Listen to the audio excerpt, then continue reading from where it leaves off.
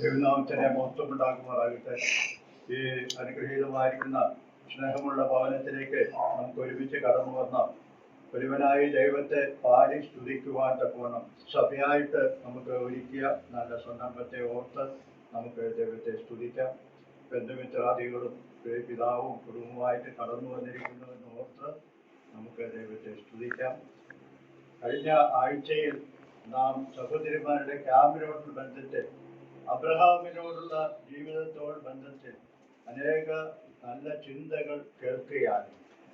അബ്രഹാമിന്റെ ജീവിതത്തിൽ അനേക ചിന്തകൾ കേട്ടുവെങ്കിലും നമ്മുടെ ജീവിതത്തിൽ അബ്രഹാമിന്റെ ജീവിതവുമായിട്ട് ബന്ധപ്പെടുത്തി ഒരു ചെറിയ ചിന്ത പറയുവാനായിട്ട് ഞാൻ ആഗ്രഹിക്കുകയാണ്.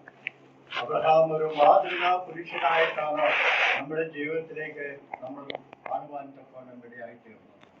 യാക്കോബിന്റെ ലേഖനത്തിന്റെ 2-ാം അധ്യായത്തിന്റെ 23-ാം വാക്യത്തിലേക്ക് കടന്നു വരുമ്പോൾ അബ്രഹാമിനെ കുറിച്ച് വായിക്കുന്ന ഒരു പ്രസ്താവന, മനോഹരമായിരിക്കുന്ന ഒരു പ്രസ്താവനയാണ് നാം വായിക്കുവാൻ കഴിയും. യാക്കോബിന്റെ ലേഖനം 2-ാം അധ്യായത്തിന്റെ 23-ാം വാക്യം നാം ഇപ്രകാരം വായിക്കുന്നത്: അബ്രഹാം ദൈവത്തെ വിശ്വസിച്ചു, അത് അവന് നീതിയായി കണക്കിടുകയും ചെയ്തു എന്നുള്ള തിരുവെഴുത്ത് നിവൃത്തിയായി. അവൻ ദൈവത്തിന്റെ സ്നേഹിതൻ എന്ന പേർ പ്രാപിച്ചു. അബ്രഹാമിന് ലഭിക്കുന്ന വലിയൊരു സ്ഥാനപ്പേരാണ് ദൈവത്തിന്റെ സ്നേഹിതൻ. ദൈവത്തിന്റെ സ്നേഹിതൻ എന്ന പേര് ദൈവം 3 പ്രാവശ്യം പറഞ്ഞതായിട്ട് തിരുവെഴുത്തിൽ നാം വായിക്കുന്നുണ്ട്. യെശയ്യാ പ്രവചനത്തിന്റെ 41-ാം അധ്യായത്തിന്റെ 8-ാം വാക്യത്തിലും 2 ദിനവൃത്താന്തം 20-ാം അധ്യായത്തിന്റെ 7-ാം വാക്യത്തിലും ഈ ദൈവത്തിന്റെ സ്നേഹിതൻ എന്ന് പറഞ്ഞ ഇസ്രായേൽ ജനത്തിന് വേണ്ടി ചില കാര്യങ്ങൾ പറയുമ്പോൾ എന്റെ സ്നേഹിതനായ അബ്രഹാം എന്ന് പറഞ്ഞുകൊണ്ട് ദൈവത്തിന്റെ സ്നേഹിതൻ എന്ന വാക്ക് 3 പ്രാവശ്യം തിരുവെഴുത്തിൽ ആവർത്തിച്ച് പറയുന്നതായിട്ട് കാണാൻ കഴിയും. അബ്രഹാം ദൈവത്തിന്റെ സ്നേഹിതനായി തീർന്നു.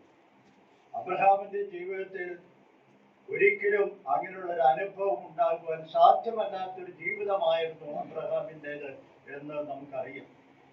നമുക്കും ഈ അബ്രഹാമിനെ പോലെ ദൈവത്തിന്റെ സ്നേഹിതൻ എന്ന അവകാശത്തിലേക്ക് വരുവാൻ സാധിക്കുമോ എന്ന് തിരുവെഴുത്ത് നമ്മോട് പറയുന്ന കാര്യം നമുക്കറിയാം.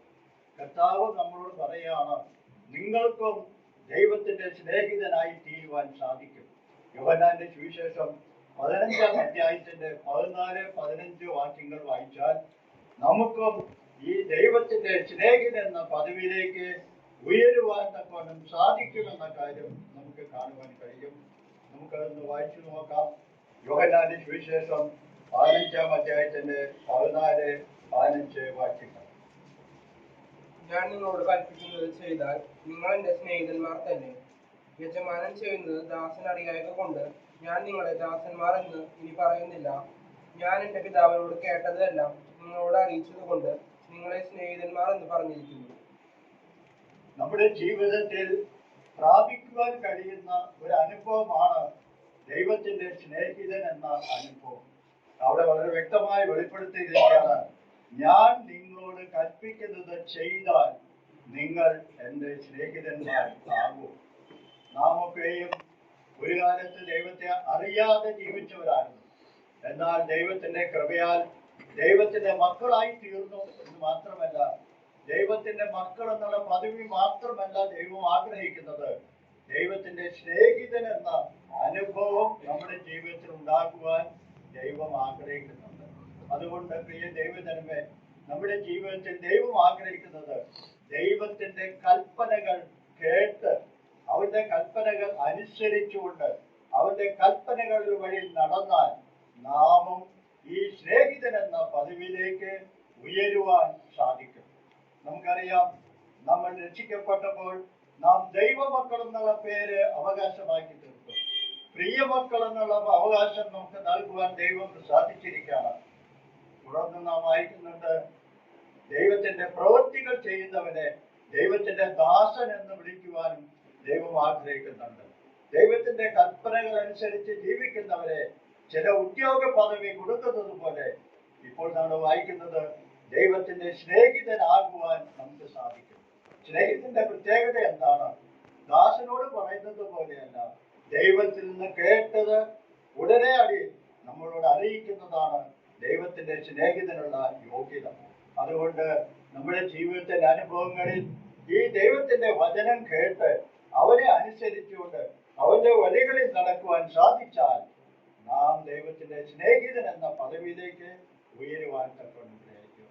അബ്രഹാമിന്റെ ജീവിതത്തെ കുറിച്ച് നാം പരിശോധിക്കുമ്പോൾ അവന്റെ ജീവിതത്തിൽ ഉൽപ്പത്തി പുസ്തകം 12-ാം അധ്യായത്തിലാണ് അവന്റെ ജീവിതത്തിന്റെ യാത്ര ആരംഭിക്കുന്നത് എന്ന് കാണുവാൻ കഴിയും. ഉൽപ്പത്തി പുസ്തകം 12-ാം അധ്യായത്തിന്റെ 1-ാം വാക്യത്തിൽ നാം കടന്നു വരുമ്പോൾ നമ്മൾ വായിക്കുന്നുണ്ട്, യഹോവ അബ്രഹാമിനോട് അരുളി ചെയ്തതെന്നാൽ, നീ നിന്റെ ദേശത്തെയും ചാർച്ചക്കാരെയും പിതൃഭവനത്തെയും വിട്ട് പുറപ്പെട്ട് ഞാൻ നിന്നെ കാണിപ്പാനിരിക്കുന്ന ദേശത്തേക്ക് പോക എന്ന് പറഞ്ഞതായിട്ട് നാം കാണുവാൻ കഴിയും. അബ്രഹാമിനോട് അരുളി ചെയ്ത വാചകം അവിടെ പറഞ്ഞതായിട്ട് കാണുമ്പോൾ തന്നെയും അപ്പോസ്തല പ്രവൃത്തിയിൽ നാം വായിക്കുന്നത്, അപ്പോസ്തല പ്രവൃത്തി 7-ാം അധ്യായത്തിലേക്ക് കടന്നു വരുമ്പോൾ അവിടെ സ്തെഫാനോസിന്റെ ഒരു വലിയ നീണ്ട പ്രസംഗം അവിടെ കാണുന്നുണ്ട്. ആ പ്രസംഗത്തിൽ അപ്പോസ്തല പ്രവൃത്തി 7-ാം അധ്യായത്തിന്റെ 2-ാം വാക്യത്തിൽ നാം ഇപ്രകാരമാണ് വായിക്കുന്നത്. ആരെങ്കിലും വായിച്ചാൽ കഴിയില്ല. സഹോദരന്മാരും പിതാക്കന്മാരുമായ പുരുഷന്മാരെ കേൾപ്പിൻ. നമ്മുടെ പിതാവായ അബ്രഹാം ഹാരാനിൽ വന്നു പാർക്കും മുമ്പേ മെസൊപ്പൊത്താമിയയിൽ ഇരിക്കുമ്പോൾ തന്നെ തേജോമയനായ ദൈവം അവന് പ്രത്യക്ഷനായി. നിന്റെ ദേശത്തെയും നിന്റെ ചാർച്ചക്കാരെയും വിട്ട് ഞാൻ നിനക്ക് കാണിച്ചു തരുന്ന ദേശത്തിലേക്ക് ചെല്ലുക എന്ന് പറഞ്ഞു. 12-ാം ഉൽപ്പത്തി പുസ്തകം 12-ാം അധ്യായത്തിൽ വായിക്കുമ്പോൾ ഹാരാനിൽ നിന്ന് പുറപ്പെടുന്ന അബ്രഹാമിനെയാണ് നാം കാണുന്നത്.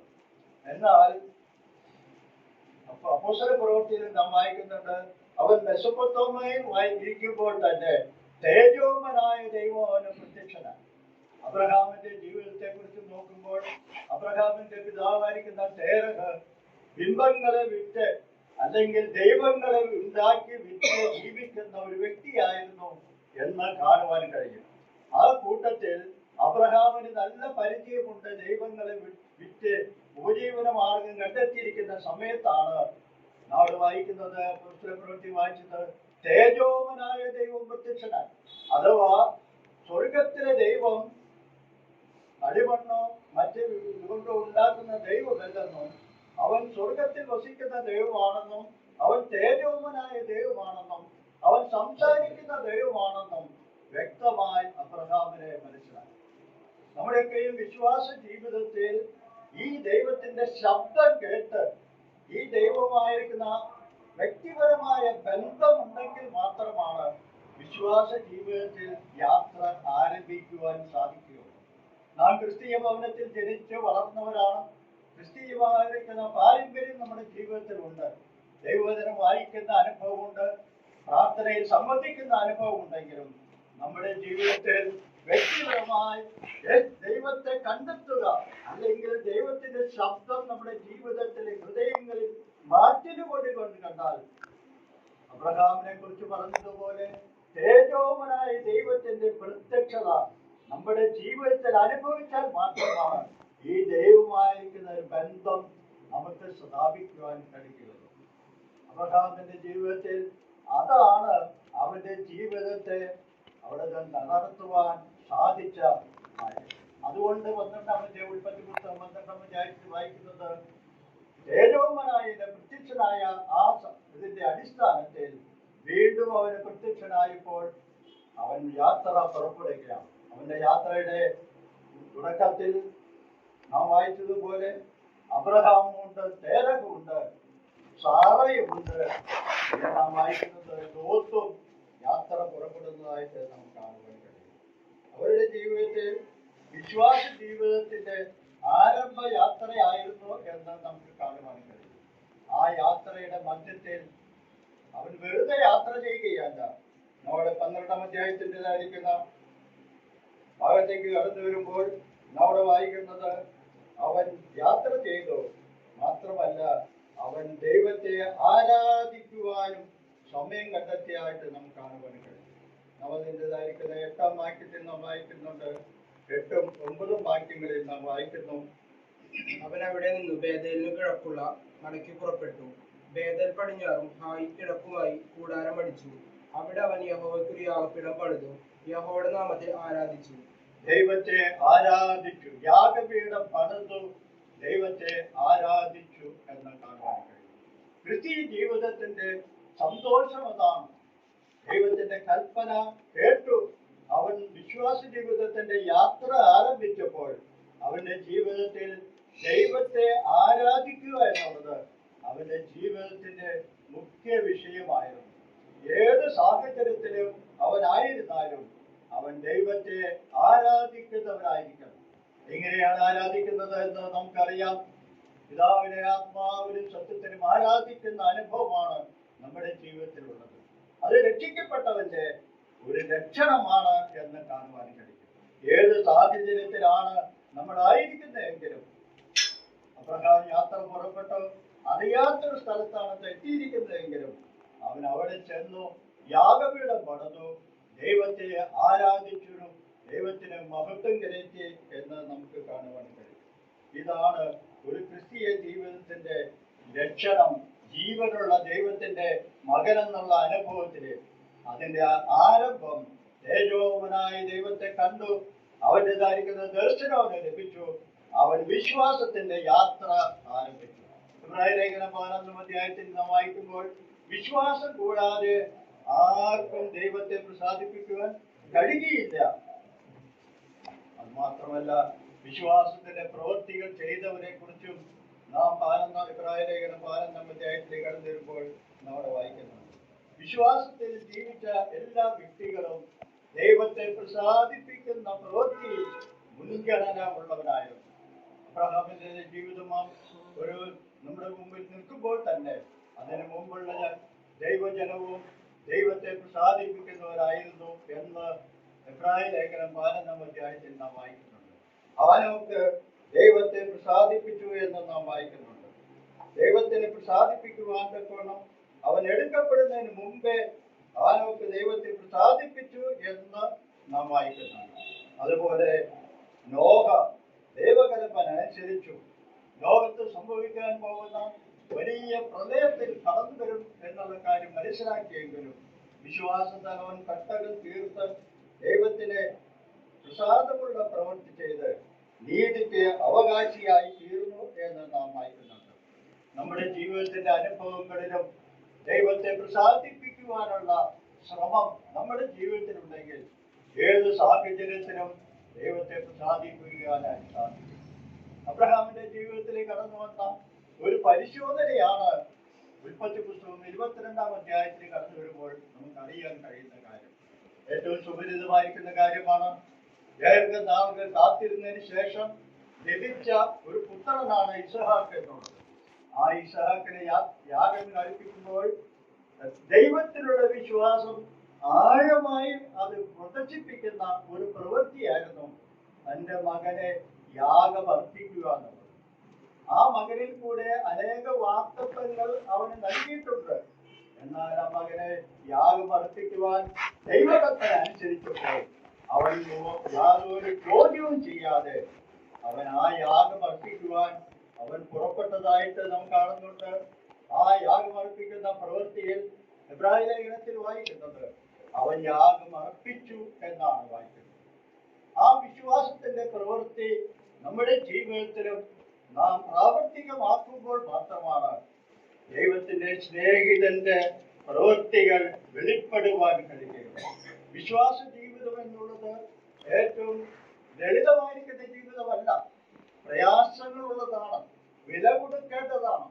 അതിന്റെ മധ്യത്തിൽ ദൈവത്തിന് വേണ്ടി നിൽക്കുവാൻ സാധിക്കുമെങ്കിൽ, ദൈവത്തിന്റെ കൽപ്പനയാണെങ്കിൽ ദൈവം അതിനു വേണ്ടി പോംവഴികളും ഒരുക്കുന്നവരാണ്. ഇല്ലായ്മയിൽ നിന്നും ഉള്ളതിനെ പോലെ വിളിച്ചു വരുത്തുവാൻ കഴിയുന്നവനാണ് ദൈവം എന്നുള്ള ആ വലിയ വാഗ്ദത്തം, വിശ്വാസം നമ്മുടെ ജീവിതത്തിൽ ഉണ്ടെങ്കിൽ വിശ്വാസ ജീവിതത്തിൽ മുന്നേറുവാനും ദൈവത്തിന്റെ സ്നേഹിതൻ എന്ന പേരിന് അവകാശിയായി തീരും. യോഹന്നാന്റെ സുവിശേഷത്തിൽ വായിച്ചതുപോലെ അവന്റെ കൽപ്പനകൾ അനുസരിക്കുന്നത്, അവന്റെ വചനങ്ങളെ കേട്ട് അവന്റെ കൽപ്പനകൾ അനുസരിക്കുന്നത് അനുകൂലമായ സാഹചര്യത്തിൽ മാത്രമല്ല, പ്രതികൂലമായ സാഹചര്യത്തിലും നാം അത് അനുസരിക്കുവാൻ തയ്യാറാണെങ്കിൽ മാത്രമാണ് ദൈവത്തിന്റെ സ്നേഹിതൻ എന്ന പേരിന് നമുക്ക് അർഹരായി തീരുവാൻ സാധിക്കും. വീണ്ടും നമ്മുടെ അബ്രഹാമിന്റെ ജീവിതത്തിലേക്ക് കടന്നു വന്ന ഇത് നാം വിശ്വാസ ജീവിതത്തിൽ അനുഭവിച്ച അനുഭവമാണ് അബ്രഹാമിന്റെ ജീവിതത്തിൽ കൂടെ നമുക്ക് കാണുവാൻ കഴിയും. വീണ്ടും തന്റെ ജീവിതത്തിൽ കടന്നു വന്ന വലിയ പരിശോധനയായിരുന്നു ലോത്തിൻ്റെതായിരിക്കുന്ന ജീവിതം. ലോത്തും അബ്രഹാമിനോടുകൂടെ പുറപ്പെട്ടവനാണ്. അവന്റെ കന്നുകാലികൾക്കും അബ്രഹാമിന്റെ കന്നുകാലികളുടെ ഇടയന്മാർക്കും തമ്മിലുള്ള പ്രയാസം അവിടെ വെളിപ്പെടുത്തുന്നതായിട്ട് കാണുവാൻ കഴിയും. അവിടെ നാം വായിക്കുന്നത് അബ്രഹാം വ്യക്തമായിരിക്കുന്ന ഒരു വിശ്വാസിയുടേതായിരിക്കുന്ന അനുഭവത്തിലുള്ള ഒരു തീരുമാനം എടുത്തതായിട്ട് നാം കാണുവാൻ കഴിയും. അബ്രഹാം ലോത്തിനോടാണ് പറയുന്നത്, നീ തിരഞ്ഞെടുത്തു കൊള്ളുക, നീ ഇടത്തോട്ടെങ്കിൽ ഞാൻ വലത്തോട്ട് പോകാമെന്നുള്ള തീരുമാനം അബ്രഹാം പറയുകയും ലോത്ത് തീരുമാനം എടുക്കുകയും ചെയ്തു. ലോത്ത് നോക്കിയപ്പോൾ ഈ ലോകത്തിൻ്റെതായിരിക്കുന്ന സമൃദ്ധിയുടേതായിരിക്കുന്ന ഭാഗമാണ് ലോത്ത് കണ്ടത്.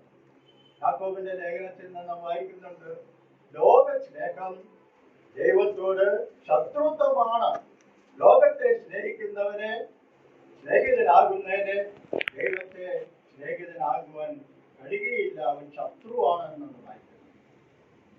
സുവിശേഷങ്ങളിൽ നാം വായിക്കുന്നത്, രണ്ട് യജമാന്മാരെ സേവിപ്പാൻ ഒരിക്കലും കഴിയില്ല, ദൈവത്തെയും മാമോനെയും സേവിപ്പാൻ കഴിയില്ല എന്ന് വ്യക്തമായി കർത്താവ് പഠിപ്പിച്ചിരിക്കുന്ന ഒരു വിഷയമാണ്. ലോത്ത് നല്ല ഭൂമിയുള്ള സ്ഥലം, വെള്ളമുള്ള സ്ഥലം, പച്ചപ്പുൽ ഉള്ള സ്ഥലം, മൃഗങ്ങൾക്ക് തീറ്റയുള്ള സ്ഥലം എന്ന കാഴ്ചപ്പാട് മാത്രമാണ് അവന്റെ ജീവിതത്തിൽ ഉണ്ടായിരുന്നത്. എന്നാൽ അവിടുത്തെ ജനം മോശമായവരും ദൈവത്തെ അനുസരിക്കാത്തവരും മാത്രമല്ല ദൈവത്തെ ഭയമില്ലാത്തവരും പാപത്തിന്റെ വഴികളിൽ നടക്കുന്നവരുമായി തീർന്നു. അതുകൊണ്ട് ദൈവത്തിൻ്റെതായിരിക്കുന്ന ജീവിതത്തിൽ പ്രസാദിപ്പിക്കുവാൻ ഒരു സമയം കണ്ടെത്തുവാൻ കഴിഞ്ഞില്ല. എന്നാൽ അബ്രഹാമോ നാം വായിക്കുന്നത്, അബ്രഹാം തന്റെ ജീവിതത്തിലെ യാത്ര ലോത്ത് തിരഞ്ഞെടുത്തതിന് എതിരായതുകൊണ്ട് അബ്രഹാം തിരഞ്ഞെടുത്തത് ഹെബ്രോനിൽ അവന്റെ കൂടാരം അടിച്ചതായിട്ട് നമുക്ക് കാണുവാൻ കഴിയും.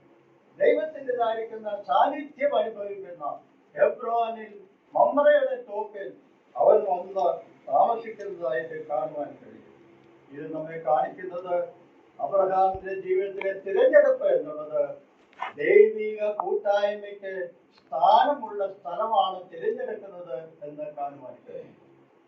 എന്നാൽ ദൈവത്തിൻ്റെതായിരിക്കുന്ന ന്യായവിധി ഈ പ്രദേശങ്ങളിലേക്ക് കടന്നു വരുന്നു എന്നുള്ള കാര്യം, പാപത്തിൻ്റെതായിരിക്കുന്ന വലിയ കാര്യം ദൈവം കണ്ടപ്പോൾ ലോത്ത് താമസിക്കുന്ന സോദോമിനെയും ആ പ്രദേശത്തെയും ദൈവം ന്യായം വിധിക്കുവാൻ തീരുമാനിച്ചപ്പോൾ ദൈവം ആദ്യമായി കടന്നു വന്നത് അബ്രഹാമിന്റെ അടുക്കിലേക്കാണ്.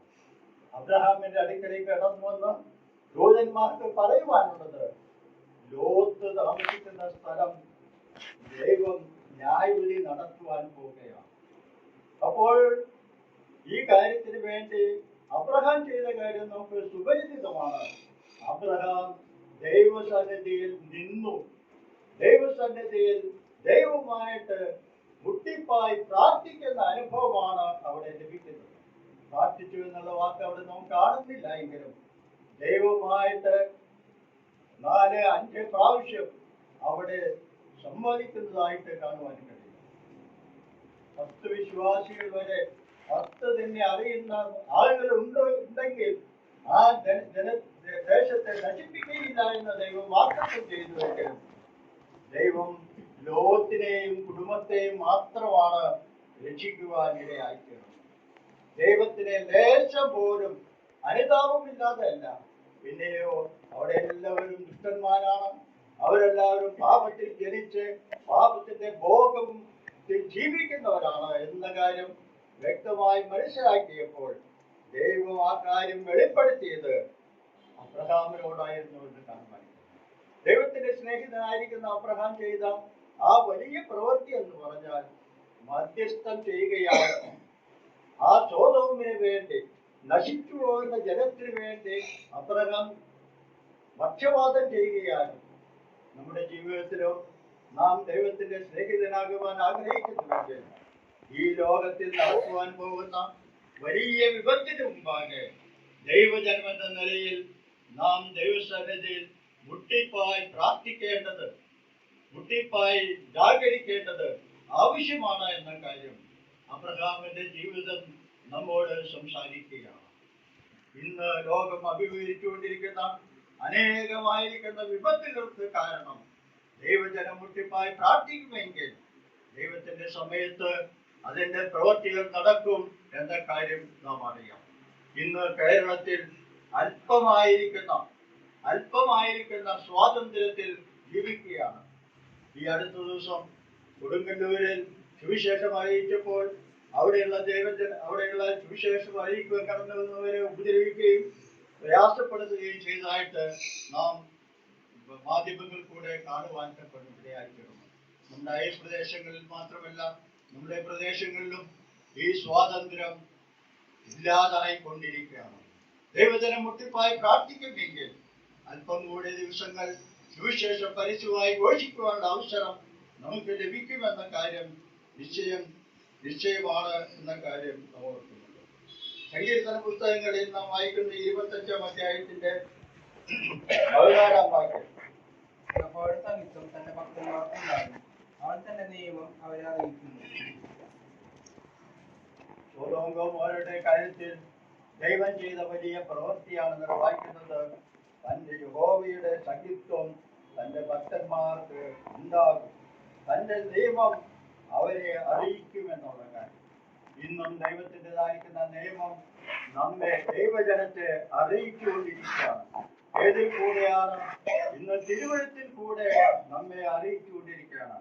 കർത്താവിനെ സ്നേഹിച്ച യോഹന്നാനും യോഹന്നാന്റെ വെളിപ്പെട്ട് ലഭിച്ചിരിക്കുന്ന അനുഗ്രഹീതമായിരിക്കുന്ന ആ വെളിപ്പാടാണ് വെളിപ്പാട് പുസ്തകത്തിൽ നമുക്ക് കാണുവാൻ കഴിയും. അവൻ ഭൂമിയിലായിരുന്നപ്പോൾ കർത്താവിന്റെ ശിഷ്യന്മാരുടെ കൂട്ടത്തിൽ അവൻ കർത്താവിന്റെ മാർവോട് ചാരി ഇരുന്ന വ്യക്തിയായിരുന്നു യോഹന്നാൻ എന്ന് കാണുവാൻ കഴിയും.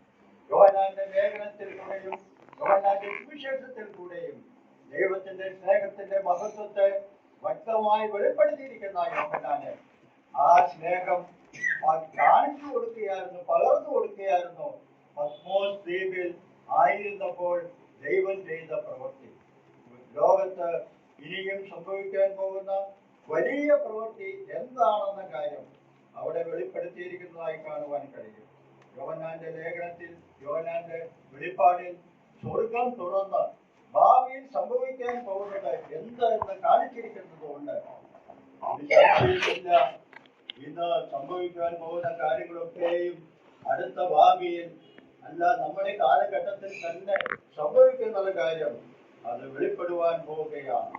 സ്വർഗം തുറന്ന് യോഹന്നാന് കാണിച്ചു കൊടുത്തത് ദൈവജനത്തിന് കടന്നു വരുവാൻ പോകുന്ന വലിയ ആശ്വാസവും ലോകജനത്തിന് സംഭവിക്കാൻ പോകുന്ന വലിയ ന്യായവിധിയും ഇസ്രായേൽ ജനത്തിന് സംഭവിക്കാൻ പോകുന്ന വലിയ വിടുതലിനെ കുറിച്ചും ഒക്കെ നമ്മൾ വായിക്കുന്നുണ്ട്. ഈ കാര്യങ്ങളൊക്കെയും നാം വായിക്കുമ്പോൾ അതിന്റെ ലക്ഷണങ്ങളൊക്കെയും കണ്ടുകൊണ്ടിരിക്കുകയാണ്. ഈ സമയങ്ങൾ അടുത്തുകൊണ്ടിരിക്കുകയാണ്. കർത്താവിന്റെ വരവ് ഏറ്റവും സമീപമായിരിക്കുന്നു എന്ന കാര്യവും ഈ കാര്യങ്ങൾ നമ്മെ വെളിപ്പെടുത്തിക്കൊണ്ടിരിക്കുകയാണ്. അതുകൊണ്ട് ദൈവജനത്തിന് ലഭിച്ചിരിക്കുന്ന വലിയ ആശ്വാസം എന്ന് പറഞ്ഞാൽ കർത്താവ് എത്രയും വേഗം വരും, തന്റെ ജനത്തെ ഈ ഭൂമിയിൽ നിന്ന് വിടുവിക്കപ്പെടുവാനുള്ള സമയം അടുത്തിരിക്കുന്നു എന്നുള്ള ബോധ്യത്തിൽ നമ്മുടെ ക്രിസ്തീയ ജീവിതം ഭയത്തോടെ കഴിക്കുവാൻ ദൈവത്തിന്റെ ആത്മാവ് നമ്മെ ഉപദേശിക്കുകയാണ്. അതുകൊണ്ട് പ്രിയ ദൈവജനമേ, നമുക്ക് വളരെ ഭക്തിയോടെ ജീവിക്കാം. കർത്താവിൻ്റെതായിരിക്കുന്ന സമയം അടുത്തിരിക്കുകയാണ്. കർത്താവ് വാതിൽക്കലായിരിക്കുകയാണ്. വരുവാനുള്ളവൻ വരും, താമസിക്കുകയില്ല എന്ന് പറഞ്ഞ വാക്ക് അത് നിവർത്തിച്ചുകൊണ്ടിരിക്കുകയാണ്. കാരണം എന്താണ്? ലോക ലക്ഷണങ്ങൾ വിളിച്ച് അറിയിച്ചുകൊണ്ടിരിക്കുകയാണ്. ഈ ദിവസങ്ങളിലായിട്ട് കേട്ടുകൊണ്ടിരിക്കുന്നത് ഇസ്രായേലിനോട് യുദ്ധം ചെയ്യുവാൻ ഒരു കൂട്ടർ തയ്യാറായിക്കൊണ്ടിരിക്കുകയാണ്. അതിനോട് ചേരുവാൻ അനേകർ തയ്യാറായി കൊണ്ടിരിക്കുകയാണ്. മൂന്നാം ലോക മഹായുദ്ധം അടുത്ത സമയത്ത് ഉണ്ടാകുമെന്ന കാര്യം വ്യക്തമായി വെളിപ്പെടുത്തുന്ന അനുഭവങ്ങൾ കണ്ടുകൊണ്ടിരിക്കുകയാണ്. ഇതൊക്കെ നമ്മെ വിളിച്ചറിയിക്കുന്നത് എന്താണെന്ന് ചോദിച്ചാൽ, കർത്താവിന്റെ വരവ് ഏറ്റവും സമീപമായിരിക്കുന്നു. എല്ലാവിധമായിരിക്കുന്ന ദിവസങ്ങളും സമയങ്ങളും അടുത്തിരിക്കുകയാണ്. അതുകൊണ്ട് നമ്മുടെ ജീവിതത്തിൽ വളരെ ഭക്തിയോടുകൂടെ ഈ കർത്താവിനെ സ്നേഹിച്ചും കർത്താവിനെ സേവിച്ചും കർത്താവിനെ ആരാധിച്ചും കർത്താവിനെ മഹത്വപ്പെടുത്തിക്കൊണ്ടും നമ്മുടെ ക്രിസ്തീയ ജീവിതം ഭയത്തോടെ കഴിപ്പാൻ നാം കടപ്പെട്ടവരാണ് എന്ന കാര്യം നാം ഓർക്കുകയാണ്. നാം അബ്രഹാമിന്റെ ജീവിതത്തെ കുറിച്ച് ചിന്തിക്കുകയാണ്. അബ്രഹാം ദൈവത്തിന്റെ സ്നേഹിതൻ എന്ന അനുഭവത്തിലേക്ക് കടന്നു. അബ്രഹാം ജീവിതത്തിൽ വിശ്വാസത്തിന്റെ ജീവിതം കാഴ്ചവെച്ചവരാണ്.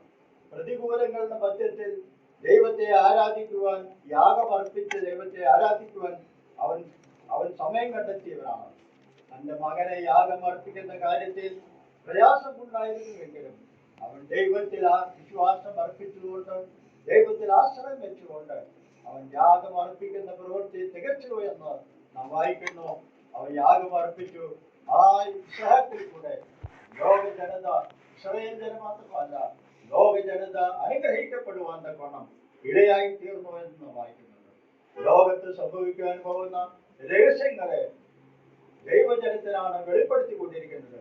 അതിന്റെ മാതൃകയാണ് അബ്രഹാമിന് കൊടുത്തത്. സൊദോം ഗൊമോറയ്ക്ക് വരുവാൻ പോകുന്ന നാശത്തെ കുറിച്ച് അബ്രഹാമിന് വെളിപ്പെടുത്തി അത് സംഭവിക്കുകയും ചെയ്തു. ലോത്തും കുടുംബവും രക്ഷപ്പെട്ടുവെങ്കിലും അവിശ്വാസത്താൽ ലോത്തിന്റെ ഭാര്യ നഷ്ടപ്പെട്ടതായിട്ട് നമുക്ക് കാണുവാൻ കഴിയും. നമ്മുടെ ജീവിതത്തിൽ ദൈവം നമുക്ക് നൽകിയിരിക്കുന്ന വലിയ പ്രകാശം എന്ന് പറഞ്ഞാൽ കാലസംഭവങ്ങൾ, ലോകത്ത് സംഭവിക്കാൻ പോകുന്ന കാര്യങ്ങൾ നമ്മെ അറിയിച്ചിരിക്കുകയാണ്. വെളിപ്പാട് പുസ്തകത്തിൽ കൂടെ നമ്മെ അറിയിച്ചിരിക്കുകയാണ്. ഈ സത്യങ്ങൾ നാം ഗ്രഹിച്ചുകൊണ്ട് കർത്താവിന്റെ വരവിനെ നോക്കി പാർക്കുന്നവരായി തീരുന്നുവെങ്കിൽ, അഥവാ ദൈവത്തിന്റെ കൽപ്പന അനുസരിച്ചുകൊണ്ട് ഈ ലോകത്തെ നാം ജീവിക്കുന്നുവെങ്കിൽ, ദൈവത്തിന്റെ സ്നേഹിതൻ എന്ന പേര് അബ്രഹാമിന് മാത്രമല്ല നമുക്ക് ലഭിക്കുമെന്നുള്ള കാര്യം ഉറപ്പാണ്. ദൈവം നമ്മെ സഹായിക്കട്ടെ. അബ്രഹാം ദൈവത്തിന്റെ സ്നേഹിതൻ എന്ന പേരിന് അവകാശിയായി തീരുന്നുവെങ്കിൽ, നാമും ദൈവത്തിന്റെ സ്നേഹിതൻ എന്ന പേരിന് അവകാശിയായി തീരുവാൻ ദൈവത്തിന്റെ കൽപ്പനകളെ കേട്ട് ദൈവത്തിന്റെ വചനം അനുസരിച്ച് നമ്മുടെ ജീവിതത്തിൽ ദൈവത്തെ പ്രസാദിപ്പിക്കുന്ന ജീവിതം നയിപ്പാൻ ദൈവത്തിന്റെ ആത്മാവ് നമ്മെ ഓരോരുത്തരെയും സഹായിക്കട്ടെ. അവന് വിലയേറിയ നാമം എന്നുമേക്കും